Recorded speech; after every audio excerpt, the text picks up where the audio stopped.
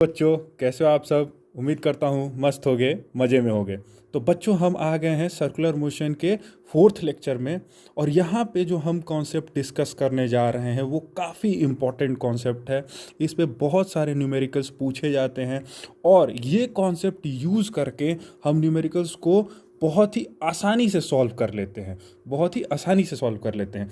तो बच्चों, याद करो, मैंने एनएलएम में कॉन्सेप्ट पढ़ाया था स्यूडो फोर्स का। स्यूडो फोर्स का कॉन्सेप्ट पढ़ाया था, उस फ्रेम में पढ़ाया था जब फ्रेम जो है मेरा वो एक्सेलरेटिंग फ्रेम है। और वो एक्सेलरेटिंग फ्रेम को हम क्या बोलते हैं? Non inertial frame of reference बोलते हैं। क्या बोलते हैं? Non inertial frame of reference बोलते हैं। एक्सेलरेटिंग फ्रेम को हम क्या बोलते हैं? एक्सेलरेटिंग फ्रेम को हम क्या बोलते हैं? Non inertial frame of reference बोलते हैं। ठीक है, non inertial frame of reference बोलते हैं। और यहाँ पे non inertial frame of reference में हम एनएलएम सेकेंड लॉ नहीं लगा सकते हैं। NLM second law not applicable नहीं लगा सकते हैं। तो लगाने के लिए क्या करते हैं? तो टू अप्लाई करने के लिए क्या कर सकते हैं? To apply, use the concept of pseudo force. यही तो पढ़ा था, कॉन्सेप्ट ऑफ स्यूडो फोर्स यही पढ़ा था हमने कि स्यूडो फोर्स अगर लगा देते हैं और अगर मेरा जो फ्रेम ऑफ रेफरेंस है वो एक्सेलरेटिंग है तो उसको हम क्या करते थे? पहले रोक देते थे। रोक करके उसका एक्सेलरेशन जो उसमें बॉडी है प्रेजेंट, उसको हम अपोजिट डायरेक्शन में दे देते थे। ठीक है।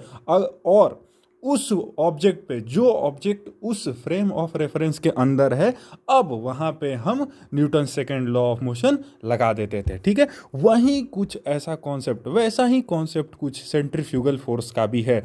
देखो, मैं बोल रहा हूं, ध्यान से देखो इस कॉन्सेप्ट को।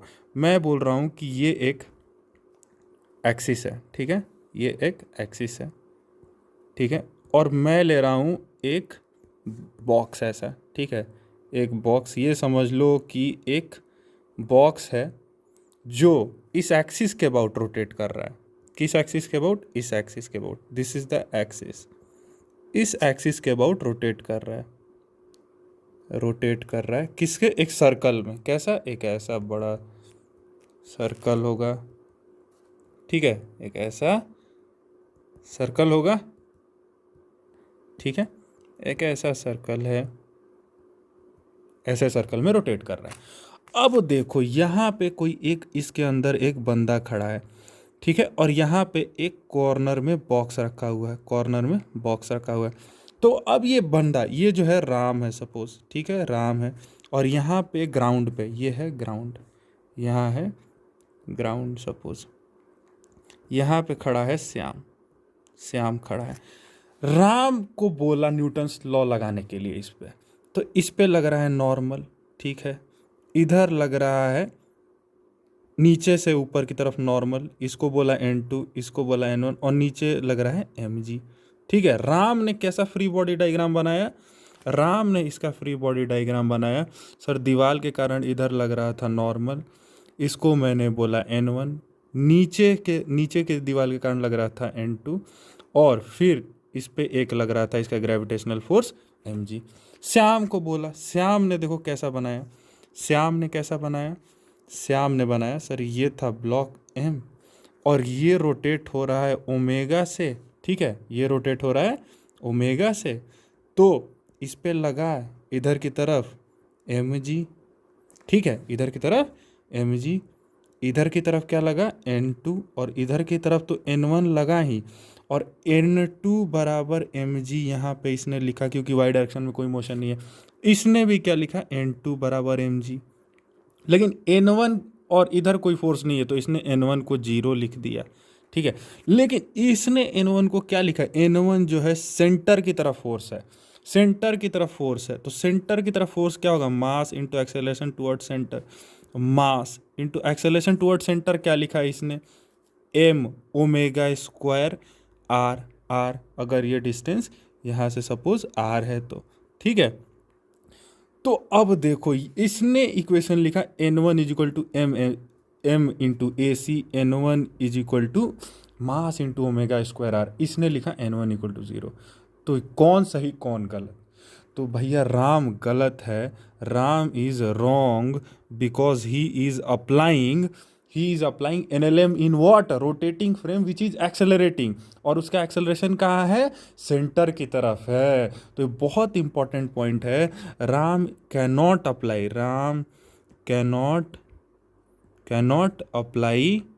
Apply NLM second law, Newton's second law of motion, second law, because the frame is accelerating, the frame is accelerating।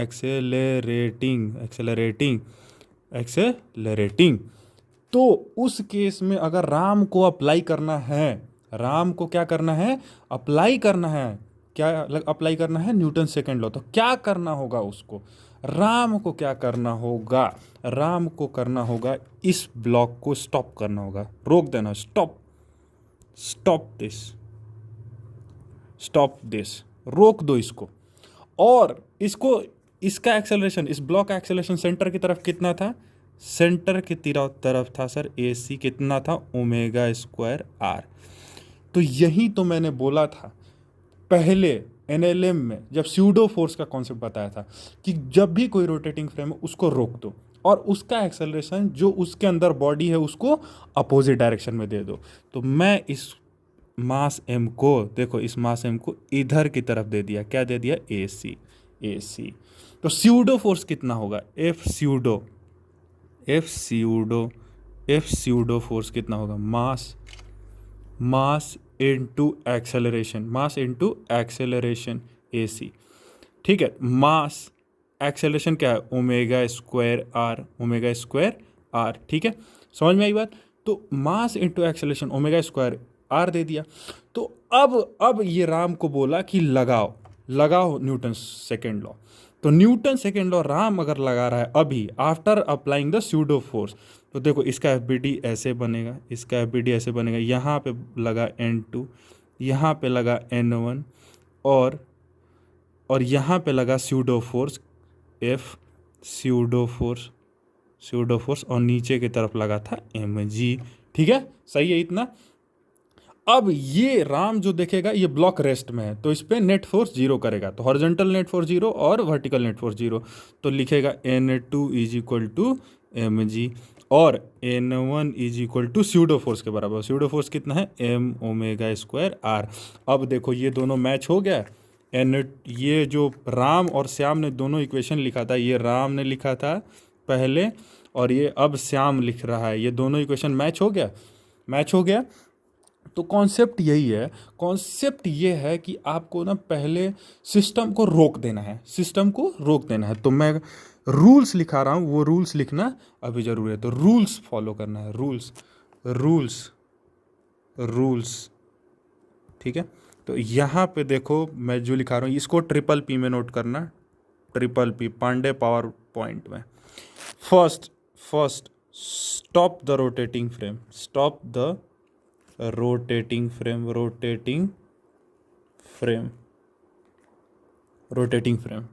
Second point, give its acceleration, that is, अगर AC है तो AC, and if AT is also present, AT to object और body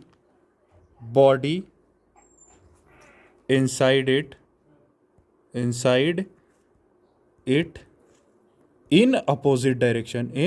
opposite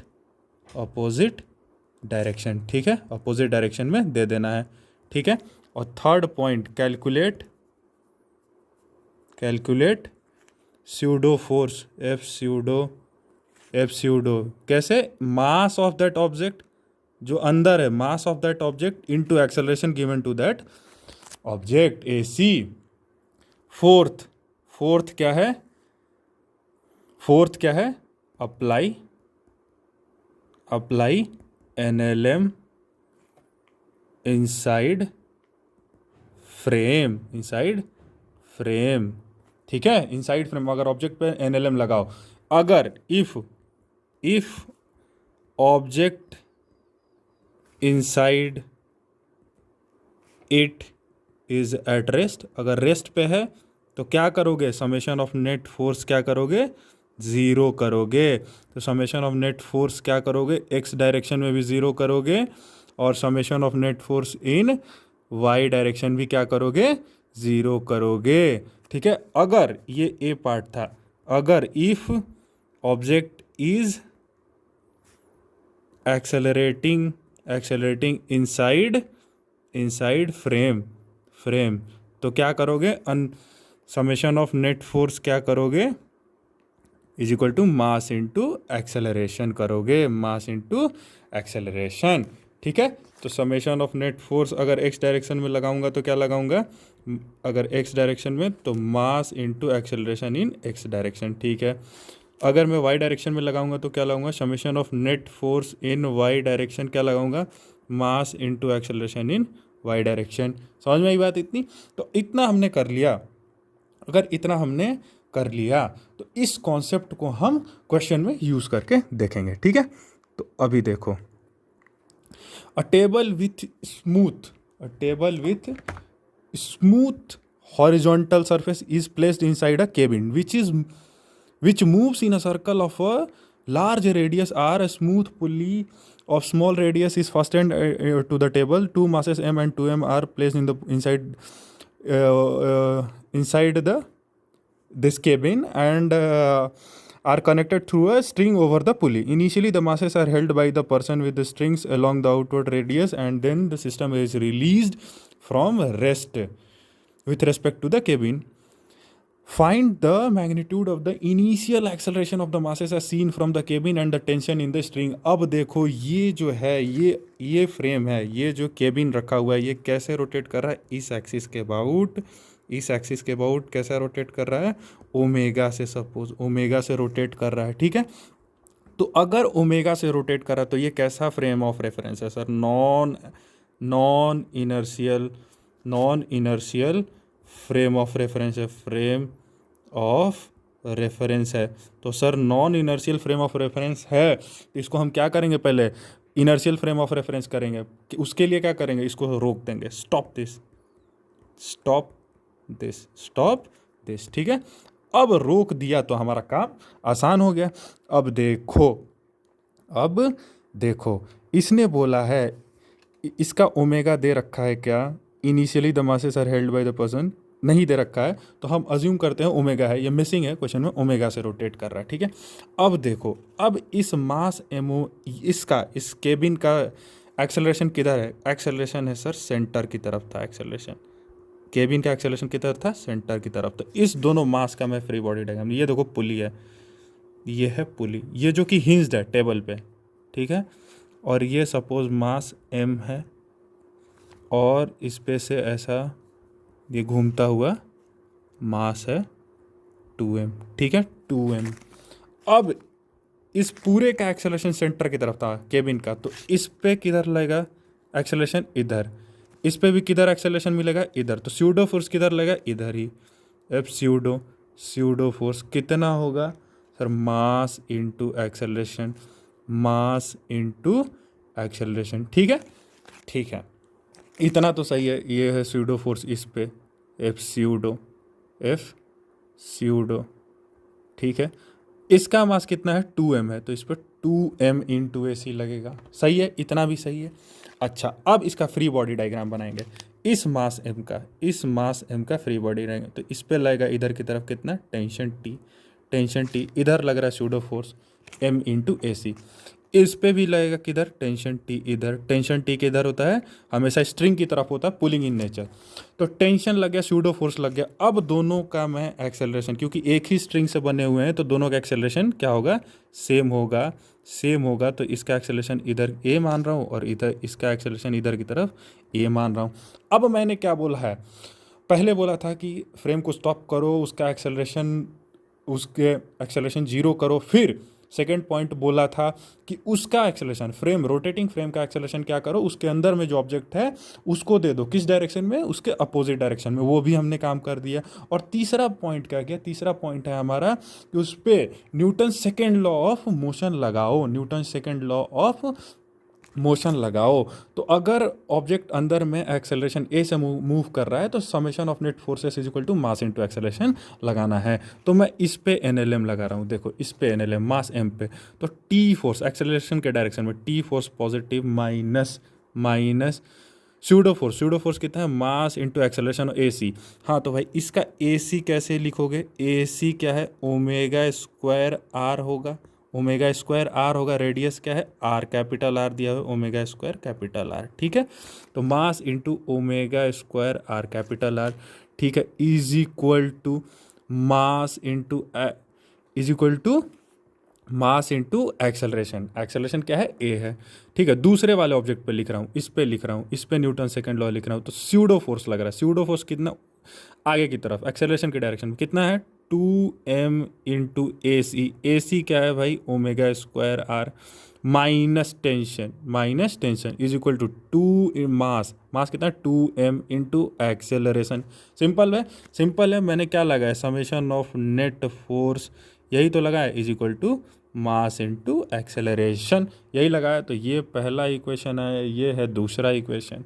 अब मैं क्या करूँगा, पूछा है पहला, क्या पूछा है, find the magnitude of initial acceleration with respect to the cabin, अंदर में केबिन में ये एक्सेलरेशन ए है तो उसके रेस्पेक्ट में बताओ। तो ये मैं दोनों फर्स्ट और सेकंड को ऐड कर दूंगा, जैसे ही ऐड करूंगा तो क्या आएगा, क्या आएगा, 2m ओमेगा स्क्वायर आर, ठीक है, 2m ये ऐड किया अगर तो ये t से t cancel, 2m omega square R minus m omega square R कितना आया, m ओमेगा स्क्वायर आर आया, ठीक है, is equal to 3m into A.